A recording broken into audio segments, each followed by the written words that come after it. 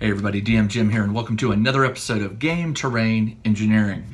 This is a Gaslands episode for all you Gaslands fans, but hopefully some of you who are not Gaslands fans will still find it of interest.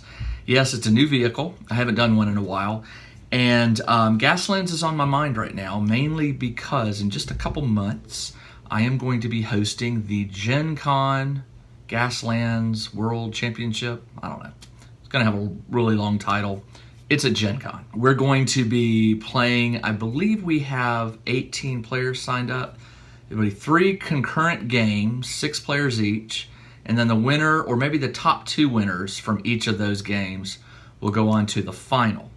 And I will be taking lots of photos and videos and maybe doing some interviews and things like that. But I'm really looking forward to it. Gaslands is just absolutely, it's one of my favorite games. It's slowly growing here in Atlanta. At the gaming store that I frequent, there are some Gaslands players that are starting to pop their heads up and ask for games and let's play Gaslands.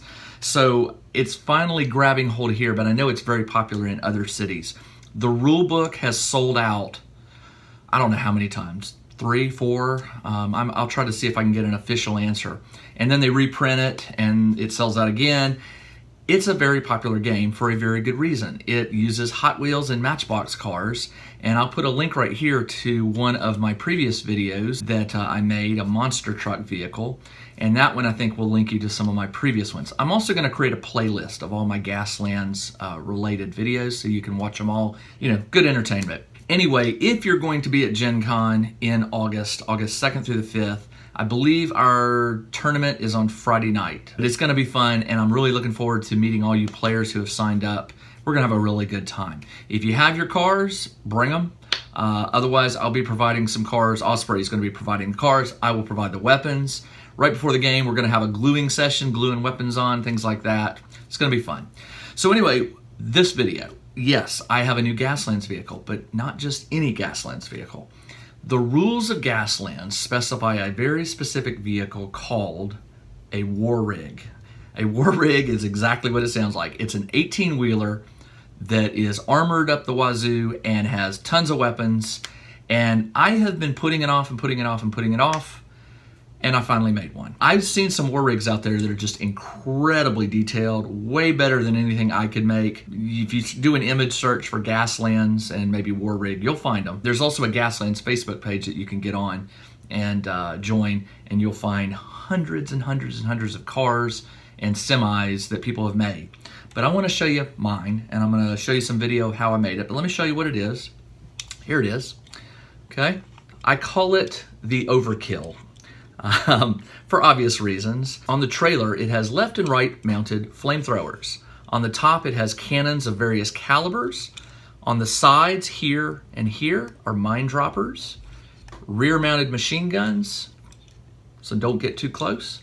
And then on the front mounted machine guns and a turreted machine gun on the cab there. Okay, this one started out as a red vehicle. I'll have some pictures, I think, of what it looked like before and after. Now, in Gaslands, keep in mind, a rig costs a lot of points. You use what are called gas cans, or cans. For example, the Gen Con tournament we're going to be running in August is a 50-can tournament. So you can spend 50 cans on, whatever you like. But I believe a war rig, I think it's 40 cans, so you don't have that much left over to buy weapons. And turreted weapons cost, I think, double the price. So this would be a very, very expensive rig to run. The Gaslands rules also state that you have to, if your rig, it has to be where it moves, 2 pieces. That's because the rules have certain things about how it can slide or lose control, and you have to have it to where you can bend it like this. So anyway, let's get to the tabletop and let me show you how I made this.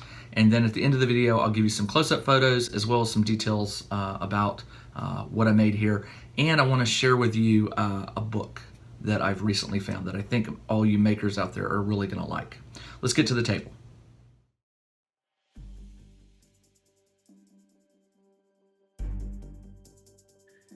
I started out by cutting out some circles for the bases of the cannons that would go on top of the trailer. The trailer I was using has this very strong angle. It goes from tall to very short at the rear end. So I took a piece of 1/4-inch foam and I glued it down, and I used this to sort of help level the trailer, as you can see right there. And then I trimmed it flush, just to make it look a little better. And this allowed me to put some hot glue on the base circles and then push them down into the foam, so that I could push a little harder on one side so that it was parallel to the ground. I don't know if that makes sense to you, but the cannons would have been pointing down instead of straight out. So the foam allowed me, again, to just push the circles down a little bit on one side so that they could be more level.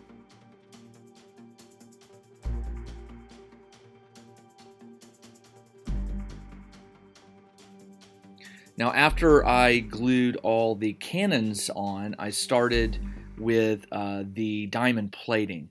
This is just plain diamond plating sheeting right here. And I just made these sort of walkways on the top, like you might need to access the turrets for whatever reason, for repair or what have you. And I also put them on the very back of the trailer, surrounding a pair of twin machine guns.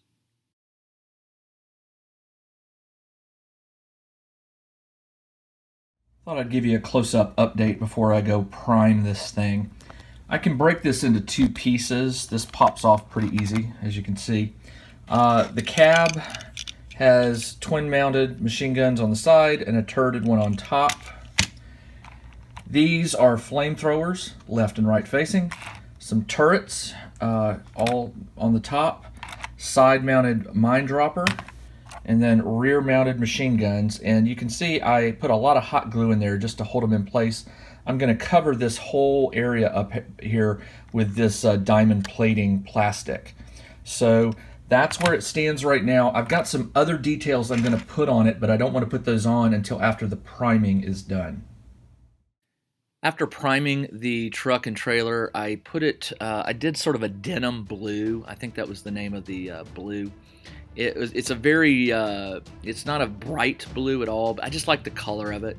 So I hit all the body parts with this blue, and then most of the weaponry and the diamond plating was done with either some sort of silver or gunmetal or a dark gray, just depending on the item.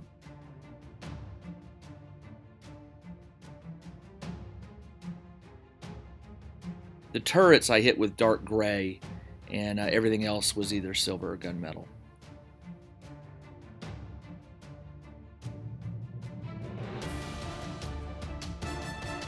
After the paint dried, I covered everything with a dark tone wash, and then I followed that with a blue tone wash over just the blue body panels.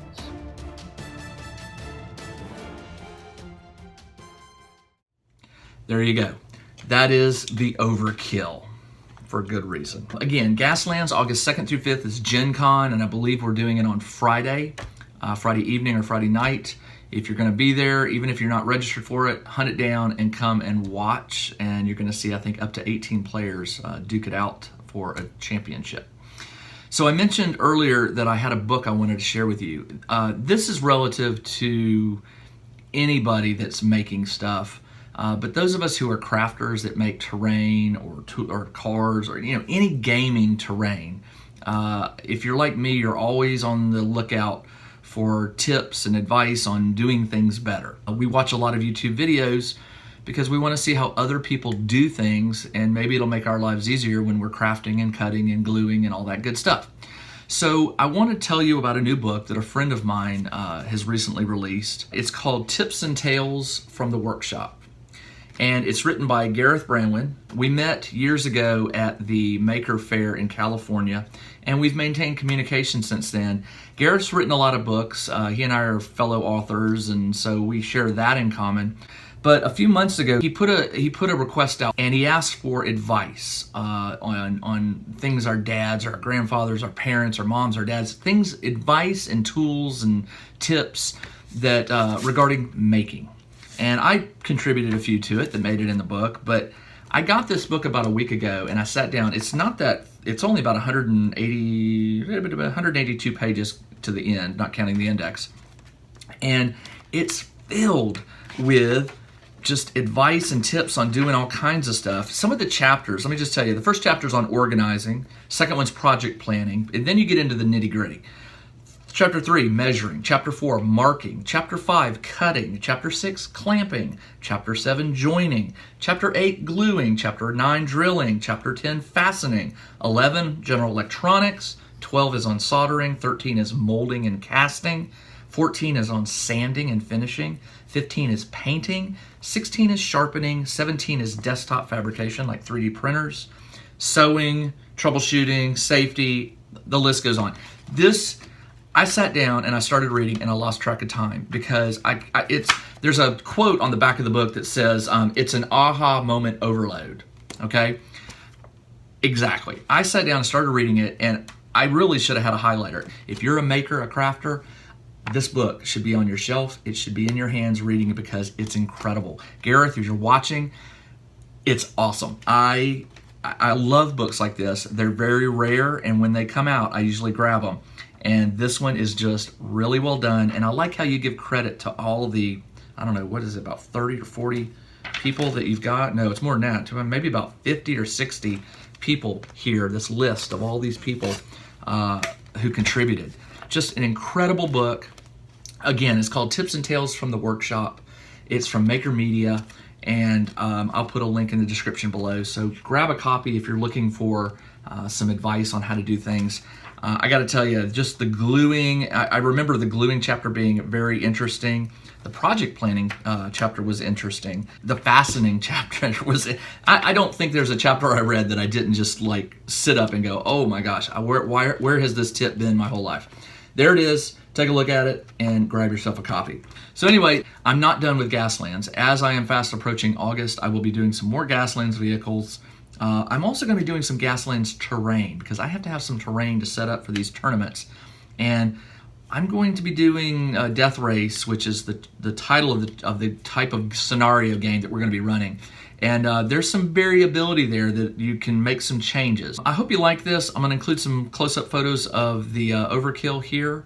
And until the next Gaslands vehicle, I'm going to go back to doing some of my sci-fi terrain, which has been really popular of late. Those of you who have been commenting that you like it, emailing me and telling me more, rest assured, I'm hearing you. I've got a list, half a mile long of ideas with photos and things. I'm not going to run out of sci-fi terrain anytime soon. I did get an email. No, I've actually got 2 emails. One was a text message. One was an email asking if I'm ever going to make any fantasy terrain again, D&D terrain. Yes. Right now, I'm not doing any D&D. I'm not DMing. I took a break. I'll probably be starting back up in September when the next Waterdeep adventure is released. And if my gaming group wants me back as DM, I'll probably go back. I burned out a little bit, but now I'm ready to DM again and get some terrain going. But no, I am not done with fantasy terrain. I'm not done with D&D terrain or Frostgrave terrain or whatever you want to use it for. There will be some more of that coming. It's just right now I'm playing a lot more science fiction games, so the sci-fi terrain is sort of on my mind. And also, like I said, more people have requested it. I think there's a definite shortage out there of tutorials on how to make, basic sci-fi terrain. And so I'm happy to throw in there until I get burned out on sci-fi terrain, or until I run out of ideas, or until most people tell me, hey, stop, do some fantasy terrain. So I'm interested in your feedback. You can post something in the comment below, and I will definitely take it under advisement. Anyway, this is DM Jim. I will see you in the next episode.